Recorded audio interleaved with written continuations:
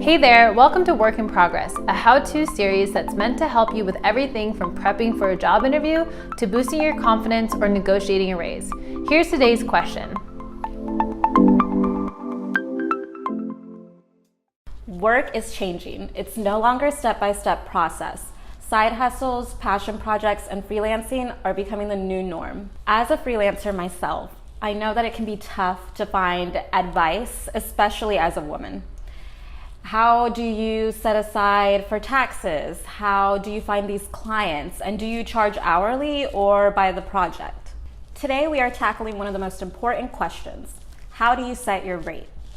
A study recently found that although we set our rate as freelancers, women still make 32% less than men. That's why it's important to know how to set your rate. Here are our tips. Figure out your required salary and identify your value. First, determine how much you need to make from clients in order to pay your bills.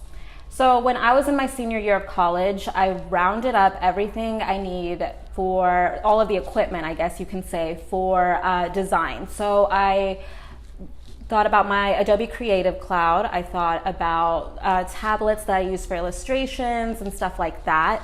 I put my rent, how much I pay for electricity, how much I pay for gas and stuff like that. And that was very helpful in determining how much I should charge my clients by the hour, or also by, even if I wanted to do it by the project, I set that in its own category as well. If you don't know where to start, we recommend using a Freelancer calculator, like the hourly rate calculator from BeeWits. That, along with other resources for freelance financials, will be linked in the description. It's easier to stand behind your prices when you've done all of your research and you know your value. So just remember that your clients respect you and that they need you and they're hiring you for a reason. Structure your services. Before you decide what you're going to charge, you need to decide what you're offering. What are your services? What makes that service valuable? What does that service entail? What makes it unique?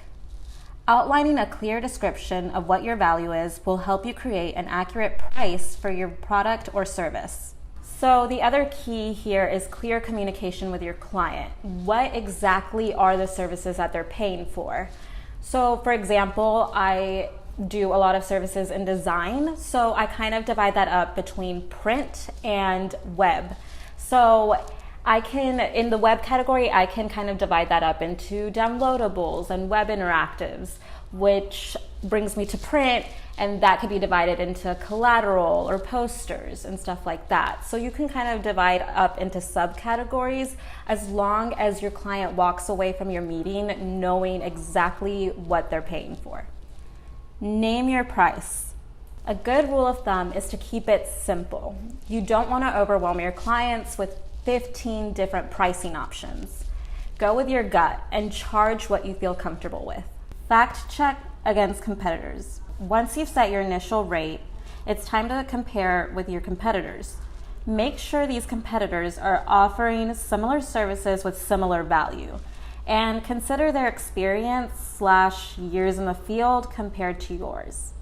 You don't have to match your competitors' prices, but it's a great way to put yourself in the mind of the client and see what their options are for what you're offering.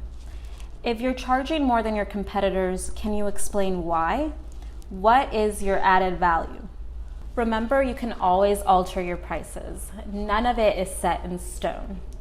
Our favorite trick is to add a 9 or a 7 to the end of a price because it seems a little more appealing to consumers. Also, your prices might change as your freelance career grows. The most important thing is that you feel confident that your prices match your value. So go do your research, go grab those clients. We believe in you. If you're a freelancer, we have a whole arsenal of resources for you.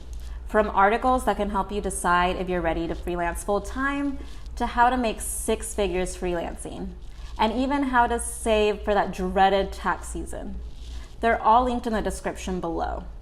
And if you're just beginning on your freelance career, we've got a free downloadable guide that will help you start your side hustle right away.